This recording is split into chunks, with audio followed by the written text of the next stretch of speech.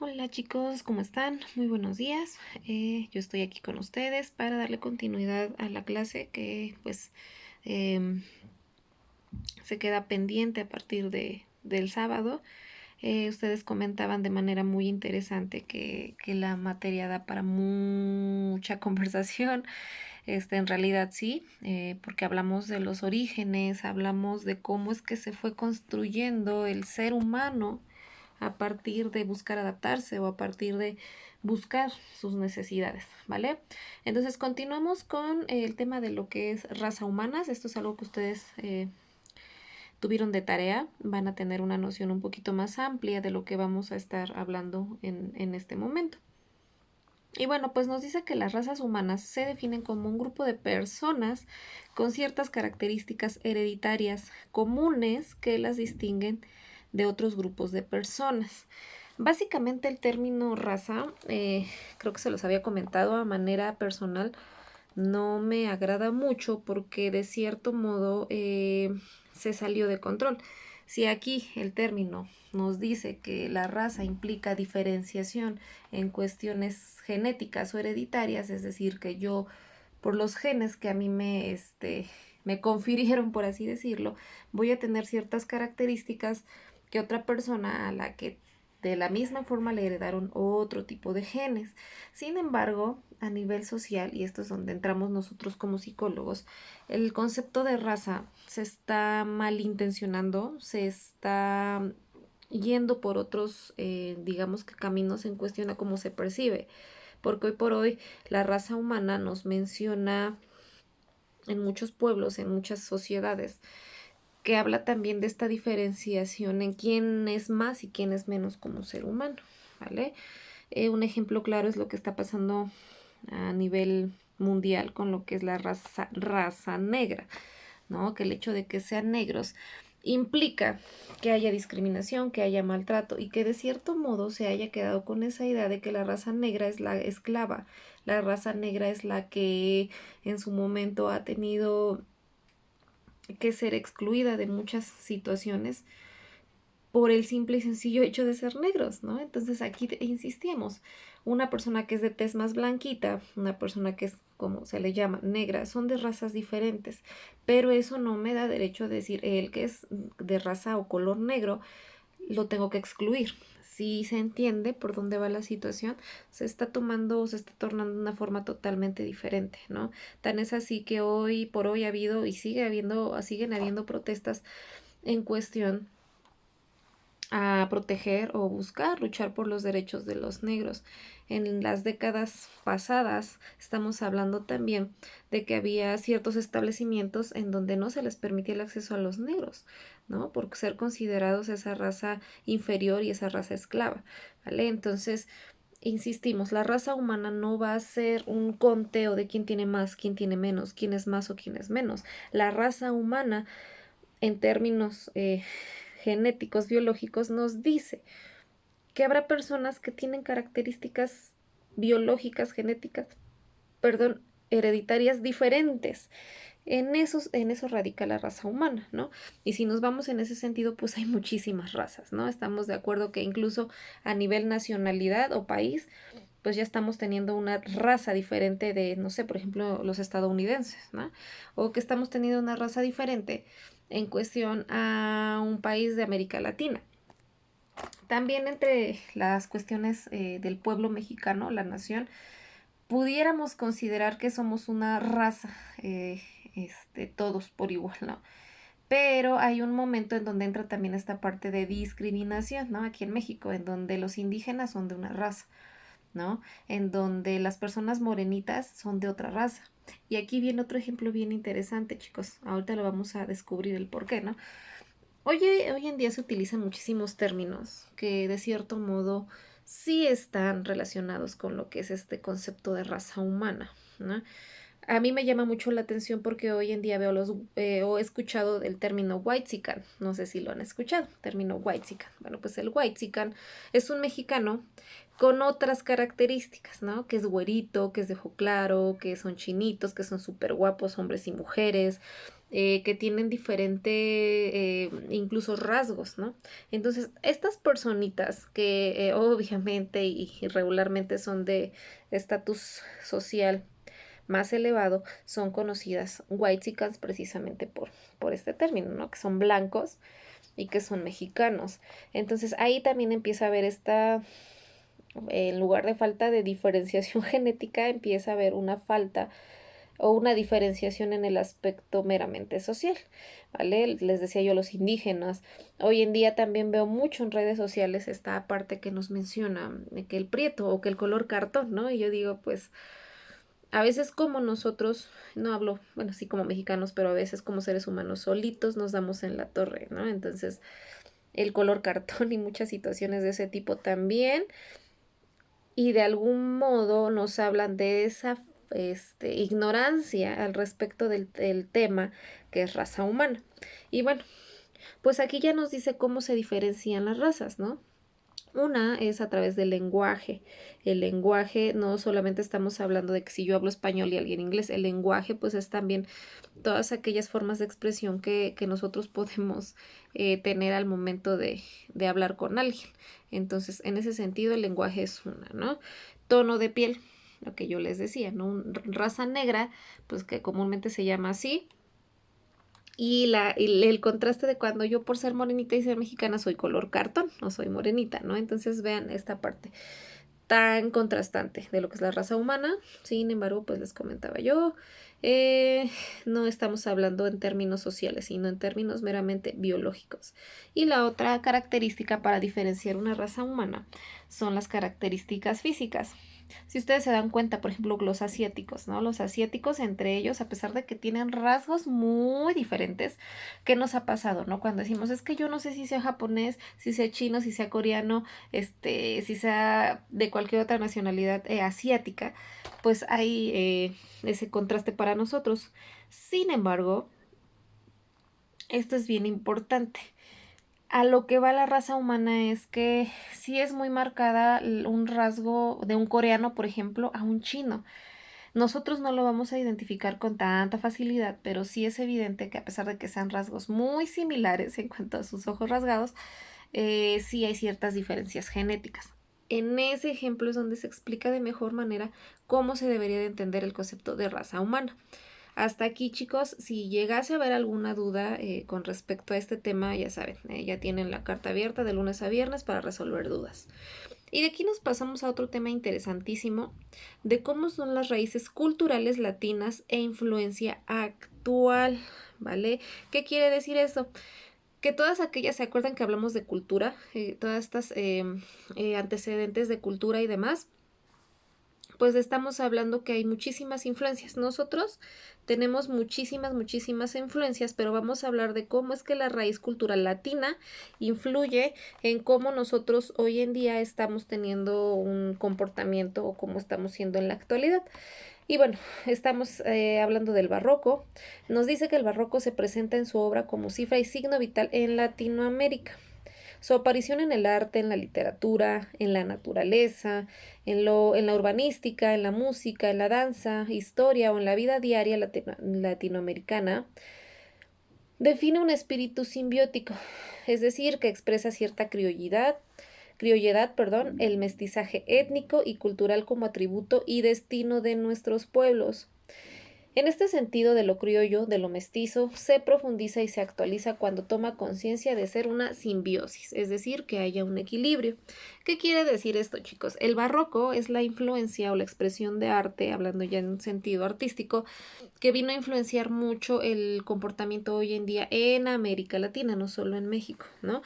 Hablaba de un proceso bien padre, ¿no? El arte, la cultura, la música. Si ustedes se han percatado, América Latina se caracteriza por ser de los, bueno, en donde están los países con mayor ritmo, con mayor arte, con mayor cultura y expresión. Tan es así que si ustedes me preguntan, yo les diría, bueno, México a nivel cultural, y obviamente traemos influencias del barroco, tenemos una increíble literatura, tenemos una increíble música, danza. Si ustedes se van a esas danzas tradicionales o regionales, ¿cuántas danzas no ustedes bailaron en el kinder, primaria, secundaria y quizás hasta la fecha, no? Estamos hablando de que esa influencia ha venido a catapultar también el hecho de que nosotros como propio país tengamos e innovemos a nuestra forma. Claro, sí les decía yo, trayendo un poquito de la cultura latinoamericana, la influencia. La música, ¿cómo es la música de Latinoamérica? Tiene mucho ritmo, tiene mucho sabor, tiene mucha esencia, es muy bailable, es muy, puede pasar de ser muy erótica a ser muy romántica, a tener unos toques que le dan ese perfil a lo que es nuestra cultura como latinos, ¿vale? Entonces, en esa cuestión no podemos quejarnos, hay mucha riqueza cultural. Estábamos hablando también en su momento urbanística o arquitectura, ¿no? Si ustedes se dan cuenta a nivel Latinoamérica, la infraestructura o la arquitectónica o las obras o los museos tienen también un toque distinto a que si ustedes han tenido la oportunidad de ver algunos museos o alguna infraestructura o arquitectura de Europa, por ejemplo, de Estados Unidos, también hay una diferencia totalmente abismal. Entonces, todo esto, chicos, es lo que produce, les decía yo, un equilibrio que nos permite de algún modo vivir,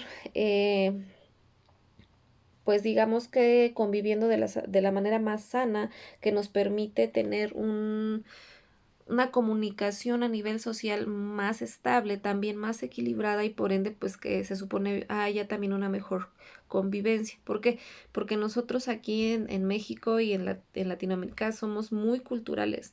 Nos encanta toda esa onda que tenga que ver o esa ola que tenga que ver con tradiciones y costumbres, ¿no? Otro claro ejemplo, cómo se celebra el Día de Muertos o cómo se celebra el Día de Muertos, no sé, en el Estado de México o a Michoacán, ¿no? Entonces rescatamos muchísima cultura y en ese sentido hablamos de las raíces culturales latinoamericanas y en su influencia actual. ¿Qué les puedo decir? ¿Han escuchado también esta parte del reggae? Si ustedes diferencian el reggae del reggaetón, obviamente desde la letra, la música hacía muy diferente. Pero ¿qué creen? Por ese nombre, precisamente, el reggaetón tiene influencias del reggae, ¿no? Y así, también hay muchísimas estilos musicales que van dependiendo unos de otros. ¿Por qué? Porque se están absorbiendo también sonidos de otros ritmos o de otras culturas, ¿vale? Entonces, igual chicos, si hasta el momento tienen duda, me mandan mensajito, ¿vale? Y bueno, pues también, ¿qué implica este proceso de la influencia latinoamericana en nuestro crecimiento como a nivel social y económico?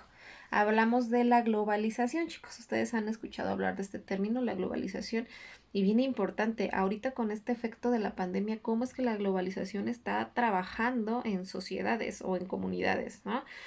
Bueno, nos menciona que la globalización ha puesto en marcha un complejo proceso de interconexión a nivel mundial que conecta y desconecta constantemente, ¿no? Este es como una estira y afloja, es como un hoy somos supercuates, mañana enemigos, ¿no? Y aquí lo menciona, que incluye y excluye a escala planetaria a individuos, ciudades, organizaciones, empresas y en este caso estados, ¿vale? Estas mutaciones en las condiciones en las que el hombre habita el mundo generalmente son aludidas por todo este tránsito de sociedades industriales basadas de conocimiento a información. ¿Qué quiere decir esto? Que hoy el mundo es del que se mueve, que constantemente vaya actualizándose, que constantemente se está preparando y obviamente generando competencia, ¿no? Aquí lo mencionaba, por ejemplo, a nivel industria, ¿no? Es decir, un claro ejemplo, en la industria automovilística, Volkswagen dice, no, o sea, yo tengo que tener preparados autos de calidad que evidentemente hagan que la oferta y demanda crezca, ¿no? Pero puede llegar Kia y decir no. O sea, yo te puedo ofrecer un auto similar, igual de estable y seguro que un Volkswagen, pero a un mejor precio. Un ejemplo, ¿no? Entonces, vean, la globalización implica eso, un cambio constante, subidas y bajadas, salir, entrar en el ámbito meramente de la economía y que evidentemente va a repercutir directamente a mi economía, a mi forma de ser, a mis hábitos, a mis estudios, en todo, ¿no? Otro claro ejemplo de la globalización en ese sentido, lo que hablábamos hace rato de los whitescans y esta parte, ¿no? Es decir, ok, los chavos, las generaciones de ahora me van a comer vivo, por lo tanto yo también tengo que innovar, tengo hasta en el vestir, en el hablar, tengo que estar al tanto de eso, ¿no? Eso también es globalización, ¿vale? Y pues menciona también que hay beneficios y perjuicios, mencionábamos a nivel económico, pues en la situación social geográfica en la que nos hallemos. Es muy cierto, chicos. Ustedes, un ejemplo muy claro de esto es la gasolina, ¿no? Cuando subió a escalas proporcionales y muchos decíamos, pues es que yo no tengo carro, a mí no me afecta el que suba o baje. Claro que te afecta, porque el hablar del petróleo, el hablar de la gasolina tiene un impacto a nivel mundial, ¿no? Desde que te van a subir la tortilla, desde que te van a subir el huevo, desde que en el centro comercial vas a encontrar todo más caro. ¿Por qué? Porque es uno, bueno, en este caso la gasolina es uno de los elementos en donde hay mucho más impacto económico. ¿Por qué? Pues porque la gente constantemente se mueve, ¿no? Y les decía yo, o sea, no tengo carro, pero me subo un taxi. No tengo carro, pero hay un camión que transporta los productos que yo compro para mi canasta básica, ¿no? Entonces vean cómo está interconectado todo. Entonces no podemos decir que a mí la gasolina no me afecta porque no tengo carro. Ese es un ejemplo claro de globalización, ¿vale? Y bueno, pues obviamente esto tiene un impacto en nuestra vida cotidiana, ¿no? Les decía yo a nivel social, personal, hábitos, ¿no? Si yo siempre estoy perdida del Facebook, un ejemplo, y otra persona se hace popular por estar en Facebook, pues voy a hacer lo mismo, ¿no? Voy a buscar la forma. Entonces, pues en ese sentido, chicos, es así como toda esta parte de la raza humana, toda esta parte del cómo el ser humano ha evolucionado a lo largo de la historia, pues sí tiene un impacto tremendo, ¿no? Hoy en día. Y que evidentemente nos está orillando a tener comportamientos pues que evidentemente hay generaciones por lo que ustedes vieron atrás no había, pero sí ya había indicios, ¿no? De que todavía seguimos conservando muchas actitudes, muchos comportamientos de lo que la tradición, lo que yo les decía, la cultura y esas costumbres arraigadas de familia en familia, pues se nos siguen como que inculcando, ¿vale? Y bueno, pues ya casi para terminar, pasamos al último tema, que es el surgimiento de diversas formas de pensamiento. Aquí también vamos a entender muchas de las cuestiones por las cuales a veces nosotros como seres humanos tenemos la capacidad de controlar nuestras emociones o dejar que nuestras emociones sean influidas o influenciadas por un tercero o por un contexto o por el contexto en el que me desenvuelvo o las sociedades con las que yo convivo. Bien importantísimo, vamos a ver un concepto o conceptos muy interesantes que nos hablan del pensamiento mágico y el pensamiento científico. Y ahorita lo vamos a checar, ¿vale?